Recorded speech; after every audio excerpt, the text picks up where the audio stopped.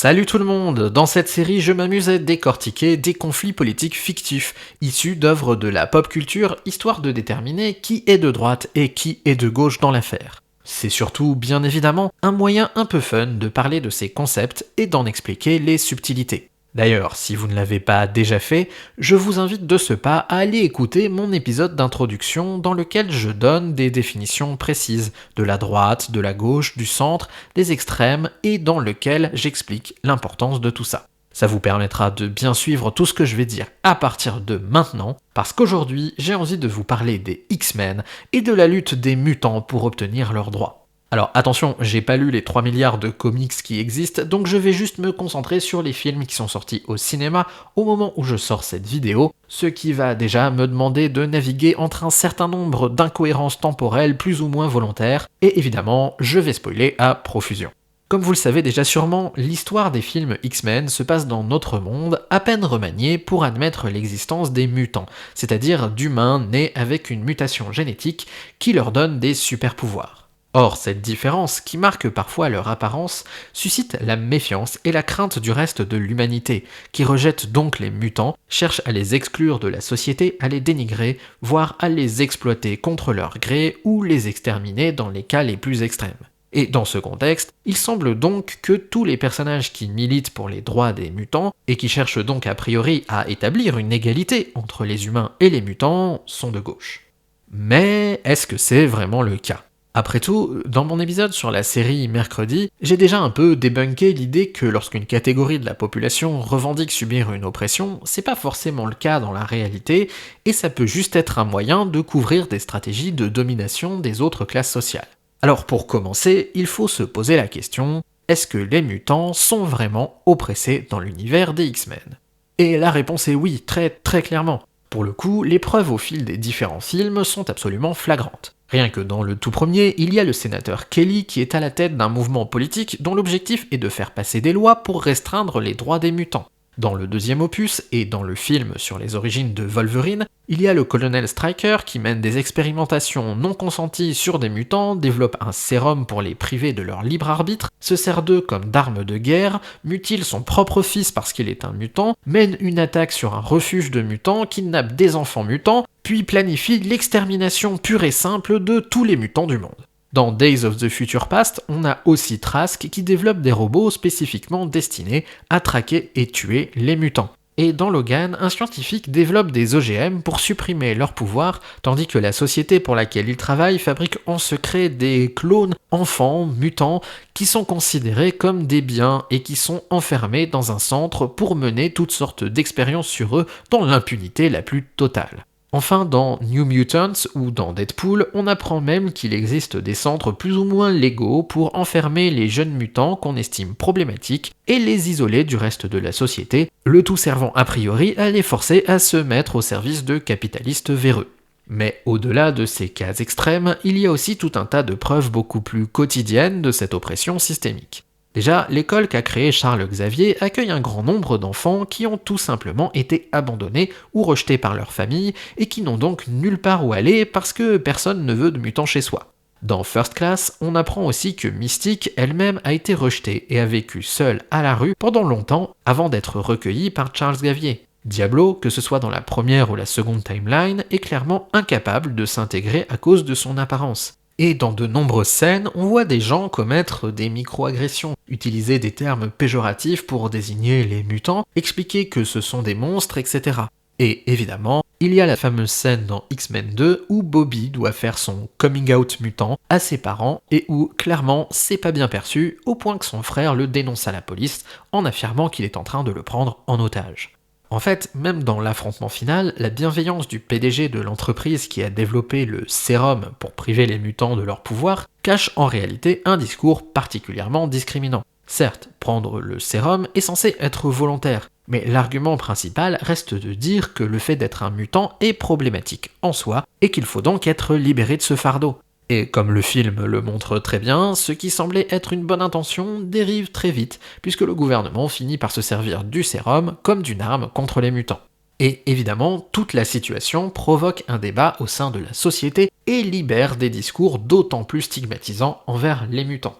Bref, oui, c'est vrai, les mutants ont des super pouvoirs qui, à quelques exceptions près, sont super cool et leur donnent un gros avantage pour s'en sortir dans la vie ou se défendre quand on les agresse, mais il n'en reste pas moins que les mutants sont clairement oppressés. Ils sont rejetés, marginalisés, stigmatisés, agressés, isolés, précarisés, traqués, utilisés comme des cobayes, parfois tués, et c'est une situation à ce point généralisée qu'elle est portée par des discours que presque tout le monde, parfois les mutants eux-mêmes, semblent avoir à la bouche. Là, clairement, on peut parler d'oppression systémique. Et donc oui, se battre pour que les mutants obtiennent plus de droits, c'est clairement vouloir briser la hiérarchie sociale qui existe entre les mutants et le reste de l'humanité pour aller vers plus d'égalité. Bref, lutter pour les droits des mutants dans cet univers, c'est clairement être de gauche. Et de manière générale, on a tendance à dire que Charles Xavier et ses X-Men représentent dans cet univers une gauche plutôt pacifiste, qui n'utilise la violence qu'en dernier recours et pour l'autodéfense, préférant mener des actions de protection publique de l'humanité pour redorer le blason des mutants aux yeux du monde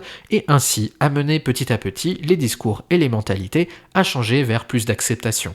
Et que de l'autre côté, Magneto et sa confrérie représentent une branche plus violente, plus révolutionnaire de la gauche, qui ne croit pas que les bonnes intentions et les bonnes actions suffiront à changer la donne, et qui est donc prête à prendre des mesures beaucoup plus violentes, beaucoup plus drastiques, pour forcer les changements nécessaires aux mutants. D'ailleurs, Charles Xavier et Magneto sont souvent présentés comme les deux faces d'un même combat et dans la saga, les personnages se respectent énormément, chacun espérant convaincre l'autre que sa méthode est la meilleure sans jamais y parvenir. Sauf qu'en fait, leur combat n'est pas du tout, mais alors pas du tout le même. Tout simplement parce que Magneto n'est pas un homme de gauche, bien au contraire. En effet, quand Magneto dit à Charles Xavier qu'il est temps d'utiliser les méthodes de l'ennemi dans l'épisode 2 et met en action son projet, on voit bien que ce qu'il veut, c'est exterminer les humains pour que les mutants héritent du monde. De la même manière, à la fin de First Class, après avoir vaincu Shaw et empêché son projet de déclencher une guerre atomique pour accélérer les mutations et créer une suprématie mutante sur le monde, Magneto admet clairement l'avoir combattu uniquement par vengeance, mais adhérait totalement au projet politique que Shaw défendait. En fait, il croit tellement à la supériorité intrinsèque des mutants par rapport aux humains que quand, dans l'affrontement final, il voit que Mystique a perdu ses pouvoirs à cause du sérum, parce qu'elle l'a protégé, je le rappelle, il la rejette totalement en estimant qu'elle ne fait plus partie de son camp, alors qu'elle a été sa plus fidèle alliée dans tous ses combats précédents. D'ailleurs, il parle régulièrement des humains en utilisant le terme Homo sapiens de manière péjorative et estime que les humains et les mutants sont carrément des espèces différentes. Pour dire les choses plus clairement, il développe un discours essentialisant dans lequel il instaure une hiérarchie entre humains et mutants au profit des mutants. Il ne veut donc pas du tout, mais pas du tout, aller vers davantage d'égalité entre les différents groupes sociaux, bien au contraire. Il ne peut donc pas être considéré comme de gauche et encore moins comme d'extrême gauche. Non, son discours suit clairement une logique d'extrême droite. Alors oui, c'est bizarre, parce que en voulant mettre les mutants au-dessus des humains, il ne veut pas du tout soutenir ou renforcer la hiérarchie sociale en place, puisque celle-ci favorise justement les humains par rapport aux mutants. Au contraire même, il veut complètement renverser la donne à ce sujet. Alors, peut-on vraiment parler d'extrême droite en ce qui le concerne ? Eh bien oui, on peut. Comme je l'ai expliqué dans mon épisode d'introduction, ce qui fait que l'on se trouve d'un côté ou de l'autre de l'axe gauche-droite, ce n'est pas tant le contenu de notre projet politique, mais bien notre rapport aux hiérarchies sociales. Or, Magneto adhère au cœur même de ce qui fait d'une idéologie une idéologie d'extrême droite. Le fait de séparer la population en plusieurs catégories, de les essentialiser et de hiérarchiser ses composantes. Et en cela, il partage une énorme partie de la logique de l'idéologie défendue par des personnages d'extrême droite pro-humains comme Stryker, Trash ou Kelly. Il admet pour vrai qu'il existe deux groupes distincts, irréconciliables, et qu'il y a une guerre naturelle entre ces deux groupes. Il adhère à cette essentialisation et à ce besoin de hiérarchie stricte entre les deux qui fait le cœur des projets politiques d'extrême droite menés en faveur des humains. Et comme je l'ai expliqué, c'est le fait d'adhérer à cette idée, à ce rapport à la hiérarchie sociale, à la fois essentialisant et considéré comme incontournable, qui va pouvoir déterminer avec qui il sera ou non capable de s'allier pour gouverner. La particularité de cette extrême droite défendue par Magneto, qui veut renverser la hiérarchie sociale en place pour l'inverser, c'est qu'elle ne peut évidemment pas s'allier aux droites et extrêmes droites plus classiques qui visent à renforcer ou à maintenir la hiérarchie sociale en place. Fondamentalement, ces droites et extrême droite sont vouées à être les ennemis de la sienne, puisqu'elles visent justement à faire tout l'inverse de ce qu'il veut faire lui-même.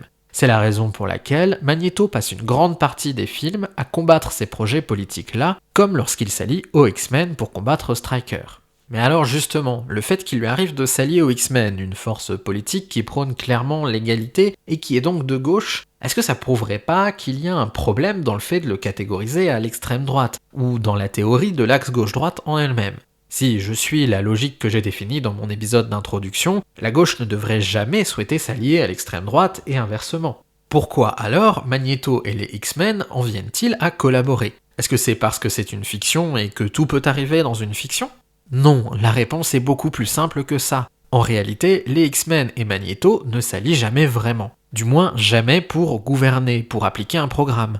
Lorsqu'ils s'allient, c'est uniquement des alliances très temporaires pour faire tomber un ennemi commun. Et ça, que la gauche et l'extrême droite s'allient, ou au moins agissent de concert pour contrer une politique de droite qui ne convient ni à l'un ni à l'autre, c'est logique, ça arrive souvent. Mais ça ne constitue jamais une alliance de gouvernement, une capacité à s'entendre pour la suite. Or, c'est bien ce type-là, les alliances de gouvernement, pour exercer le pouvoir sur la durée, pour appliquer un programme commun, que l'axe gauche-droite explique et cherche à prédire.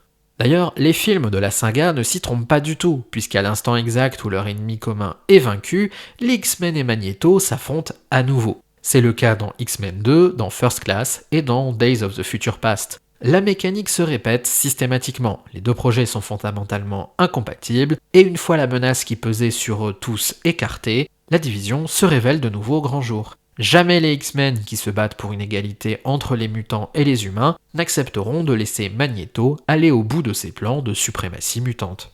En fait, classer Magneto à l'extrême droite permet justement de comprendre à quel point sa position politique l'isole et l'empêche de trouver de nombreux alliés. S'il avait réellement été d'une gauche plus radicale que les X-Men, son programme aurait été plus compatible avec le leur, et ils auraient pu s'allier bien au-delà du fait de combattre des ennemis communs. Mais parce qu'il fait le choix de vouloir une hiérarchie essentialisante entre les humains et les mutants, il ne peut pas s'allier avec les forces de gauche qui veulent plus d'égalité, et il ne peut pas non plus s'allier aux forces de droite et d'extrême droite traditionnelles, dont le projet hiérarchique est l'opposé du sien.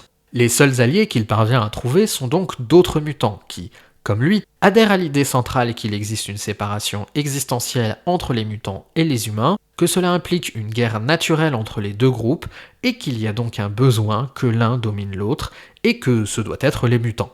Bref, il ne peut s'allier qu'à d'autres extrêmes droites non conventionnelles, comme celle de Shaw dans First Class. A l'inverse, les extrêmes droites plus conventionnelles de Kelly, Stryker et Trask parviennent à former des alliances concrètes avec le gouvernement pour appliquer leur politique, comme on peut le voir dans le premier film, X-Men 2 ou Days of the Future Past. Et même les X-Men parviennent aussi à faire une alliance avec le gouvernement en place, comme la présence de Hank au gouvernement l'atteste dans l'affrontement final, ou même la bienveillance mutuelle qui semble s'installer au début de Dark Phoenix entre les X-Men, le gouvernement et les médias. Bref, aussi marginale que sa position politique puisse paraître, aussi critique de la hiérarchie en place soit-elle, le fait est que Magneto adhère à ce qui fait le cœur de la vision du monde de l'extrême droite, et cela fait de lui un homme d'extrême droite aussi. Mais le tenant d'une extrême droite à contre-courant de la hiérarchie en place, et donc très isolé politiquement. Voilà, c'est là que s'arrête mon analyse. J'espère que j'ai été assez clair et que ça vous a permis de comprendre que ce qui fait le cœur de l'extrême droite, ce n'est pas tant le soutien aux hiérarchies en place, mais bien sa vision du monde en catégories essentialisées et où une hiérarchie entre elles est considérée comme nécessaire. Bref, si cet épisode vous a plu, n'oubliez pas de vous abonner pour plus d'analyses de conflits politiques fictifs, de liker, de partager sur les réseaux sociaux autant que vous le pouvez, et de me dire en commentaire quel conflit politique vous voudriez que je traite dans mes prochains épisodes. A plus!